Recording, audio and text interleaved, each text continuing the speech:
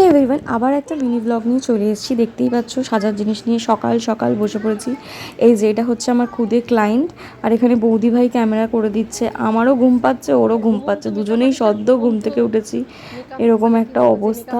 তারপরে ময়শ্চারাইজার লাগিয়ে নিলাম নিভিয়ার, তারপরে অল্প একটু ফাউন্ডেশন লাগাবো, যা গরম পড়েছে এই গরমে বেশি মেকআপ করলে না একদম গলে গলে পড়তে লাগবে। আর আমার তো আর ওয়াটারপ্রুফ মেকআপ নয়, তাও চেষ্টা করি যতটা ব্যাপারটাকে ওয়াটারপ্রুফ টাইপ করার। তো এখানে আমি প্রথমে ফাউন্ডেশনটা ভালো করে অ্যাপ্লাই করে নিয়েছি, এখন সেট করিনি, চোখ আঁকছি ওর কপালে, কারণ ত্রিনয়ন স্কুল থেকে আঁকতে বলেছে ওদের, ত্রিনয়নটা এঁকে আর যেতে হবে। তো আইলাইনার দিয়ে, আইলাইনারের একটা তুলি দিয়েই আমি ওটা আঁকছি। স্কুলে এটার জন্য অনেকেই অনেক প্রশংসা করেছে, স্কুলের ম্যামরা। তো জানি না কেমন হয়েছে, তোমরাই দেখে বলো। এটা এখনও পুরোটা কমপ্লিট হয়নি, এটাতে বাকি আছে হাফ এঁকে। তারপরে আমাকে বলছি, বল তোর কপালে কি উঠেছে, পুরো ভোঁদার মতো তাকিয়ে আছে।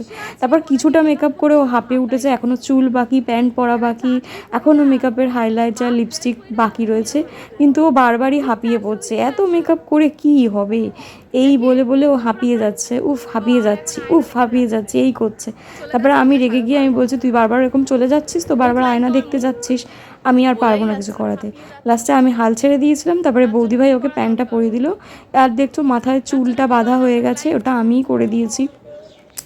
তো এইবারে হচ্ছে ওর মা ওকে কেস আর শু পরাচ্ছে। আর এটা দেখে আমার ছোটোবেলার কথা মনে পড়ে গিয়েছিলো, যে মা এরকমভাবেই মানে আমাকেও এরকম জুতোটা পরিয়ে দিত, বা আমার বোনকেও পরিয়ে দেয়। সেই মেমোরিগুলো মানে ভীষণভাবে বারবারই হন্ট করে, যে ছোটোবেলাটা হারিয়ে ফেলেছি। তবে এদেরকে দেখলে আবার মনে পড়ে যায়, সেই স্মৃতিগুলো আবার একবার করে মানে জারি দিয়ে ওঠে।